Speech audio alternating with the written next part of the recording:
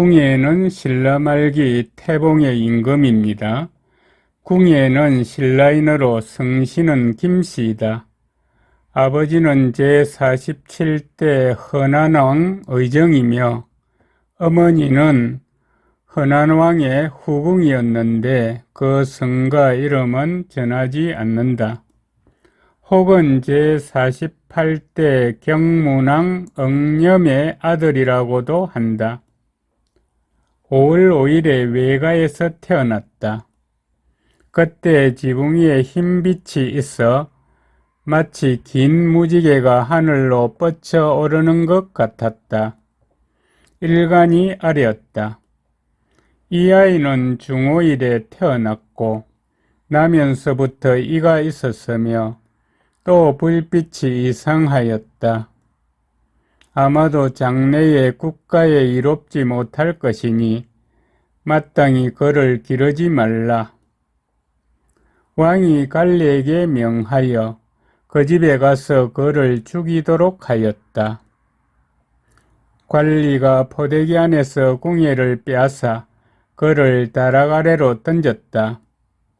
유모인 여자 종이 몰래 그를 받았는데 잘못하여 손으로 눈을 찔러 한눈을 멀게 하였다. 안고 도망가서 고생하며 길렀다. 나이가 10여 살이 되었는데 장난을 그치지 않았다. 그 여자 종이 그를 깨우쳐 말하였다. 그대는 태어나면서 나라로부터 버림을 받았는데 내가 차마 그냥 두지 못하여 몰래 길러 오늘에 이르렀다. 그런데 그대의 경망함이 이와 같으니 반드시 남들에 의해 정체가 알려지게 될 것이고 그렇게 되면 나와 그대는 모두 죽음을 면할 수 없을 것이니 이를 어찌하겠느냐. 궁예가 울면서 말하였다. 만약 그렇다면 내가 떠나 어머니의 걱정거리가 되지 않겠다.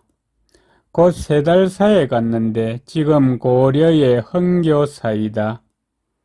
머리를 깎고 성녀가 되었는데 스스로 선종이라는 법포를 지었다.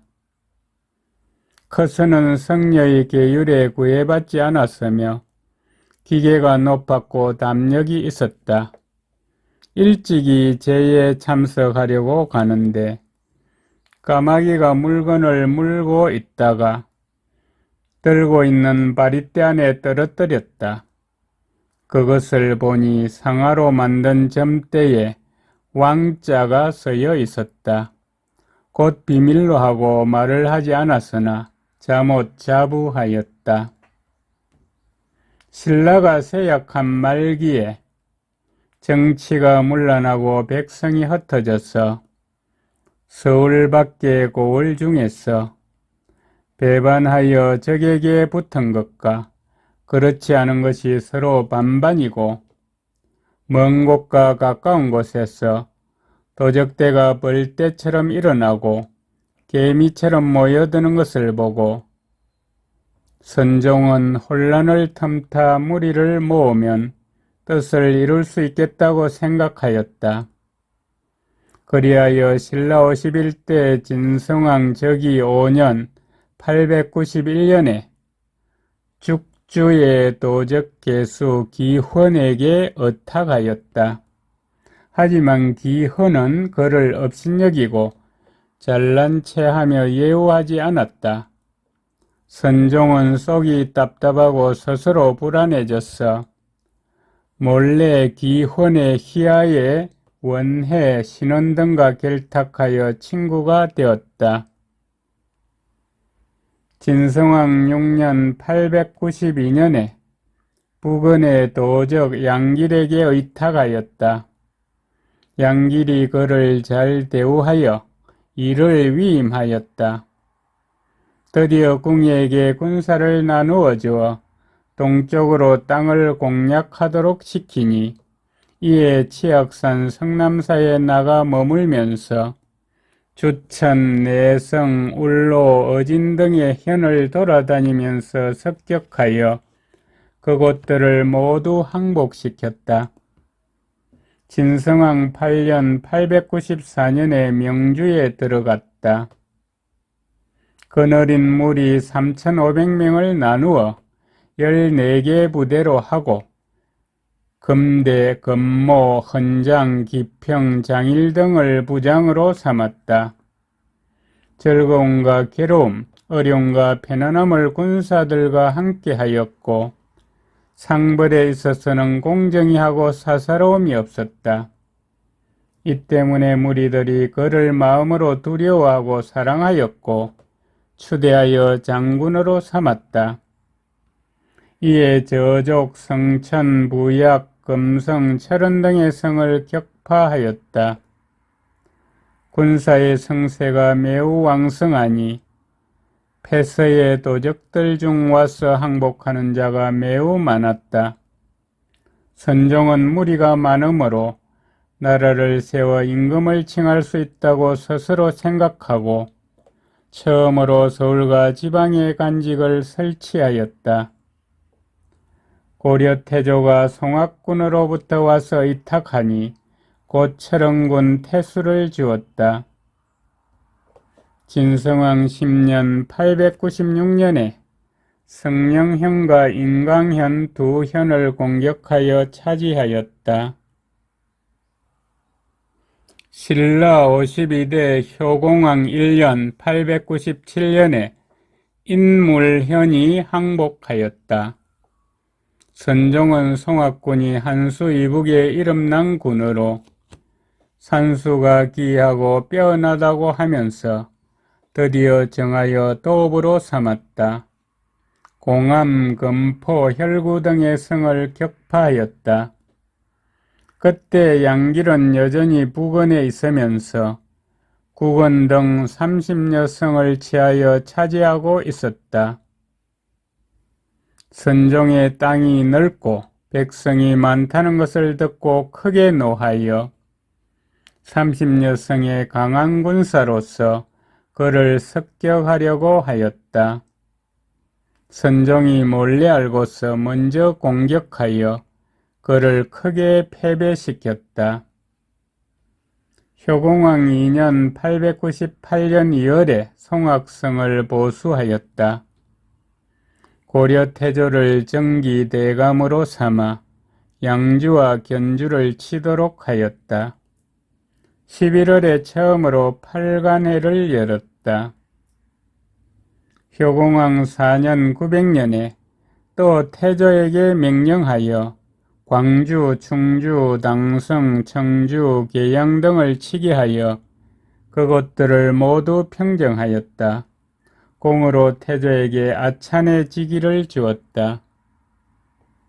효공왕 5년 901년에 선종은 왕을 자칭하였다. 그때 사람들에게 말하였다. 지난날 신라가 당나라의 군사를 청하여 고구려를 깨뜨렸다. 그런 까닭에 평양 옛 도읍은 폐허가 되었다. 내가 반드시 그 원수를 갚겠다. 아마도 태어났을 때 버림받은 것을 원망하여 이런 말을 한 듯하다. 일찍이 남쪽으로 순행하여 흥주 부석사에 이르러 벽에 그려진 신라왕의 초상을 보고 칼을 뽑아 그것을 쳤는데 그 칼자국이 아직도 남아있다. 효공왕 8년 904년에 국호를 마진이라 하고 연호를 무태라고 하였다.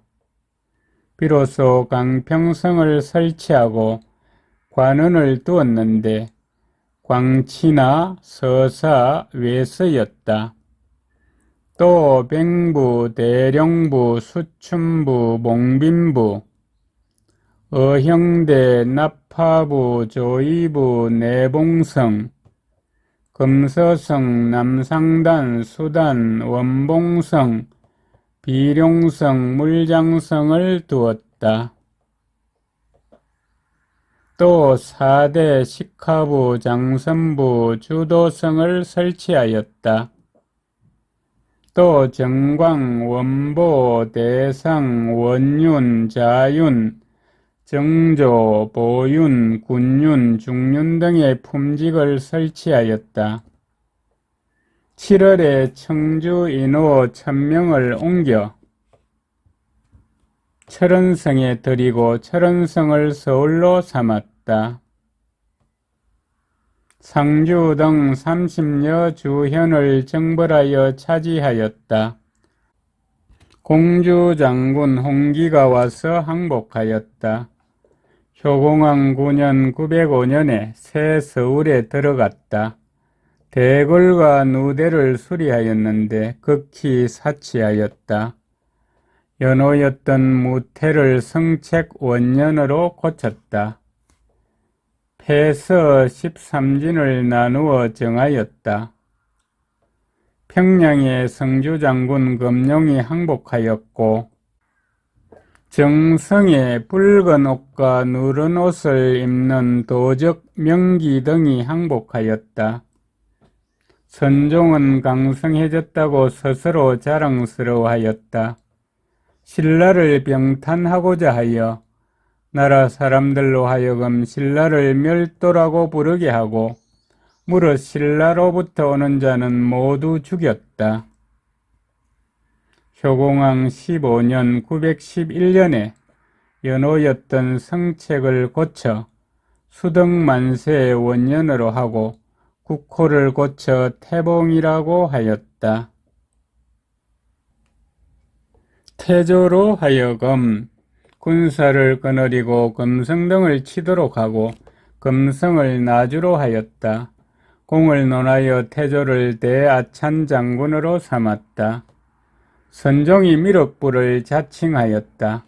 머리에는 금색 두건을 쓰고 몸에는 가사를 걸쳤다.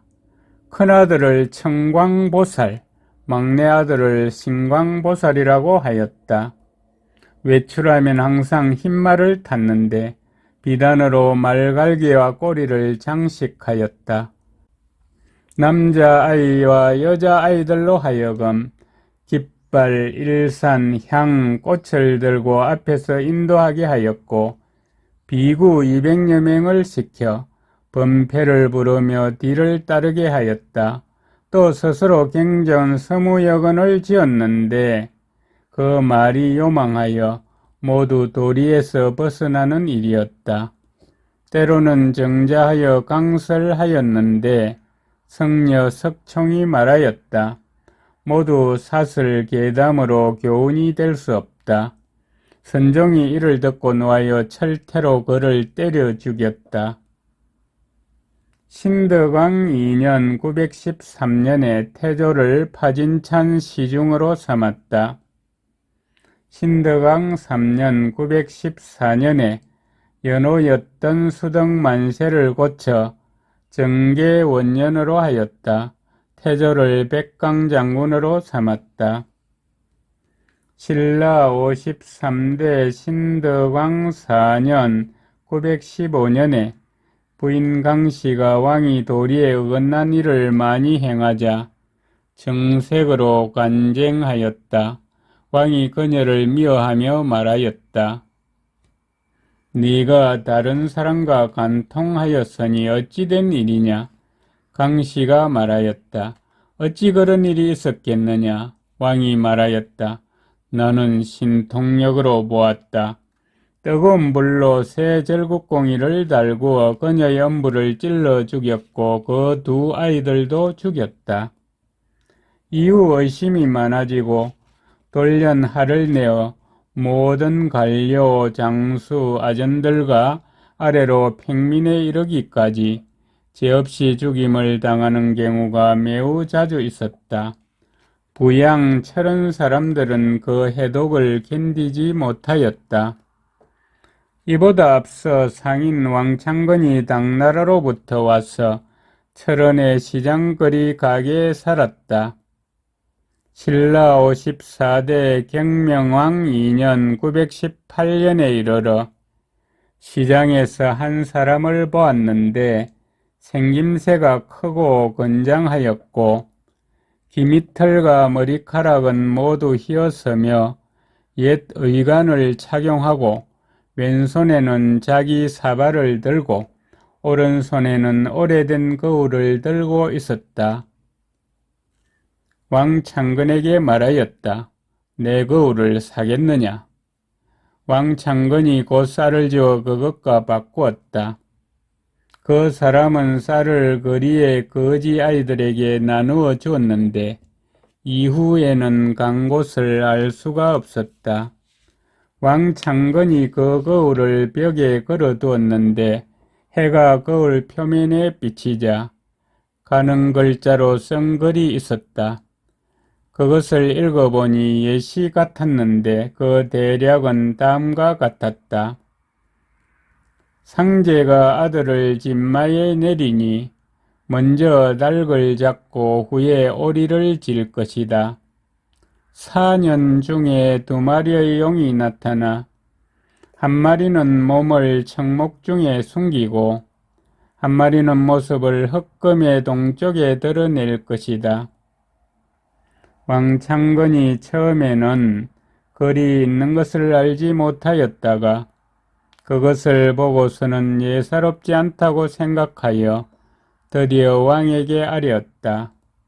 왕은 담당 관리에게 명하여 창건과 함께 그 거울의 주인을 찾도록 하였는데 발견하지 못하였다.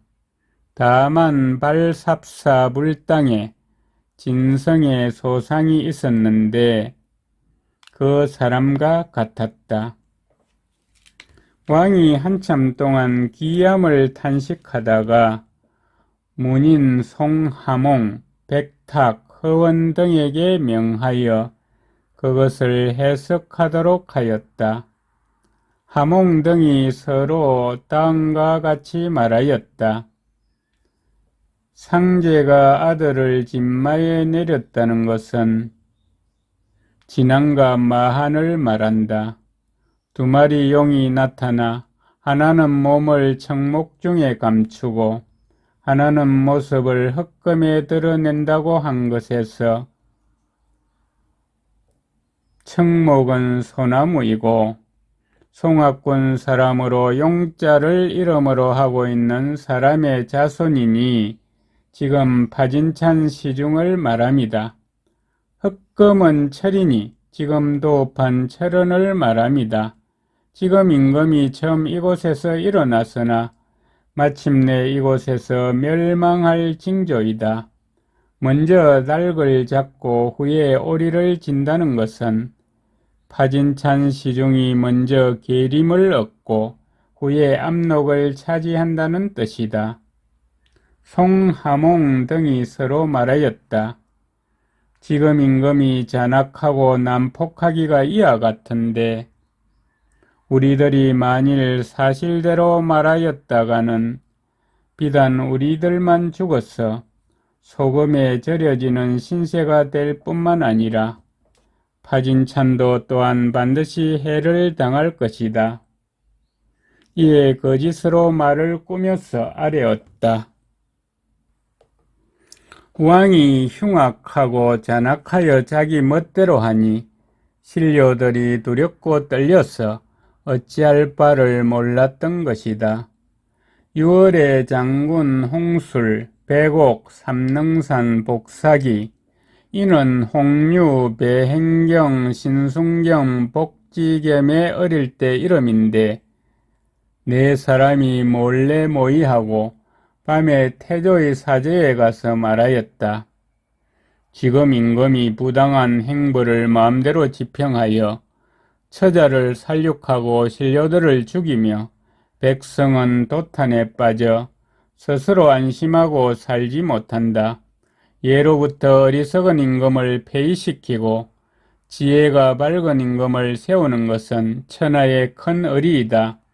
청컨대 공께서는 폭군인 하나라 거란과 은나라 주왕을 몰아내고 왕이 된 은나라 탕왕과 주나라 무왕의 일을 행하라. 태조는 언짢은 얼굴빛으로 그것을 거절하면서 말하였다. 나는 충직하다고 자부하여 왔으니 지금 임금이 비록 포악하고 난폭하다고 하나 감히 두 마음을 갖지 않는다.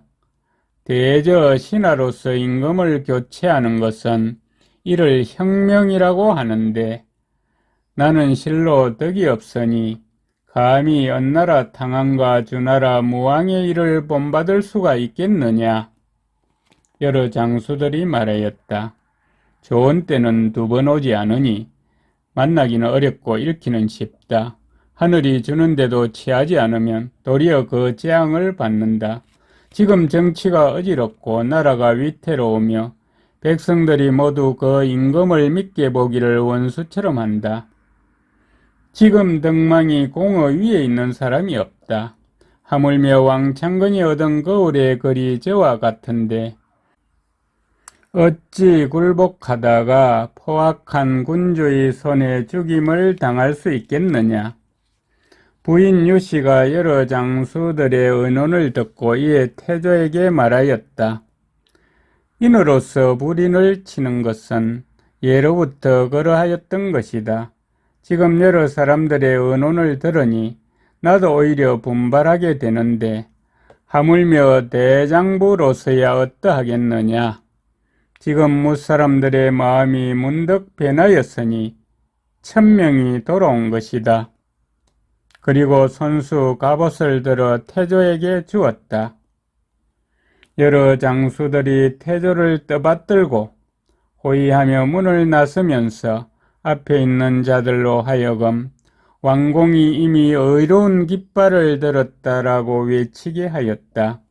이에 앞뒤에서 분주하게 달려와 따르는 자가 몇 사람인지 알지 못하였다. 또 먼저 궁성의 문에 이르러 북을 치고 함성을 지르며 기다리는 자들이 또한 1만여 명이었다. 궁의 왕이 이를 듣고 어찌할 바를 몰라 이에 미복 차림으로 살림으로 도망쳐 들어갔다가 곧 부양 백성들에 의해 살해당하였다. 궁에는 진성왕 5년 891년에 일어나 경명왕 2년 918년에 이르렀으니 무릇 28년 만에 망하였다.